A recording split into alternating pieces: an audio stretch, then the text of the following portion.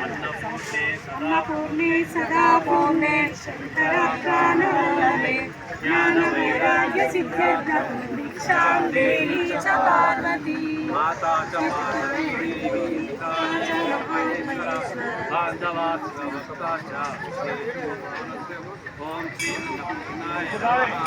जय श्री राम जय जय श्री राम जय श्री राम जय जय श्री राम जय श्री राम जय जय श्री राम भारत माता की जय अन्नदाता स्वामी महाराज की जय।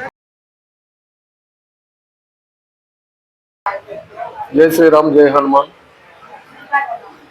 अहम वदिलिते आनंदम स्वामी नामమే పరమానందం। అహంకారం మనసులో ఉన్నంత వరకు మనం ఆనందపడలేము, అహంకారం వదిలితేనే ఆనందపడగలం। ఆ స్వామి నామాన్ని స్మరిస్తే పరమానందంగా ఆనందంగా ఉండగలం।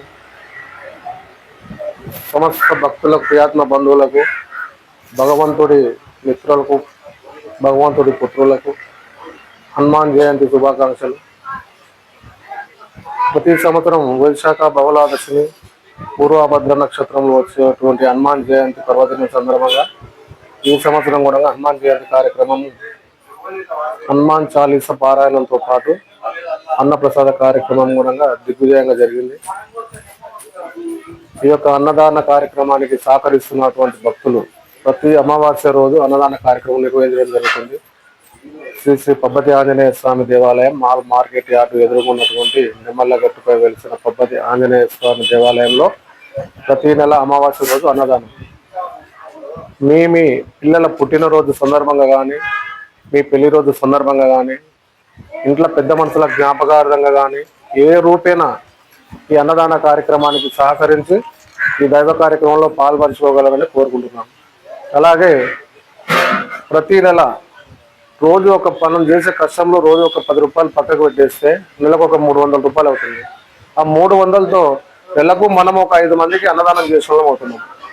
అన్నం దానం చేయట్లేదు, అన్నంలో గుడి దగ్గర ఉంటున్నాం కనుక అన్నంలో భక్తి కలిస్తేనే అది ప్రసాదం అవుతుంది। ఈ అన్న ప్రసాద కార్యక్రమాన్ని నిర్వహించడం జరుగుతుంది। అలాగా మీరు కూడా ఎవరైనా ఈ అన్నప్రసాద కార్యక్రమానికి సహకరించాలనుకునే వారు ఉంటే దేవాలయం వద్ద సంప్రదించి ఈ యొక్క అన్నప్రసాద కార్యక్రమంలో భాగస్వామ్యం తీసుకోవాల్సిందిగా కోరుకుంటున్నాం। ప్రతి నెల 300 రూపాయలు। జై శ్రీరామ్ జై హనుమాన్। ప్రతి అమావాస్యకు 300 ఇవ్వడం మాకు సంతోషంగా ఉంది। 10 మందికి అన్నదానం చేయడం కూడా చాలా సంతోషంగా ఉంది। ఇక్కడ 10 మంది ఒక్కొక్కరు జాయిన్ అవుతూ ఉన్నారు, వాళ్ళ సంతోషంగా ఒకరికొకరు జాయిన్ అవుతూ 300 రూపాయలు ఇచ్చేందుకు రెడీగా ఉన్నారు। దీన్ని మా రాజేష్ అన్న మా అన్న మంచిగా చేస్తున్నారు। వాళ్ళ ఆధ్వర్యంలో 400 మందికి పైగా అన్నదానం జరుగుతుంది, ప్రతి అమావాస్యకి మంచిగా జరుగుతుంది।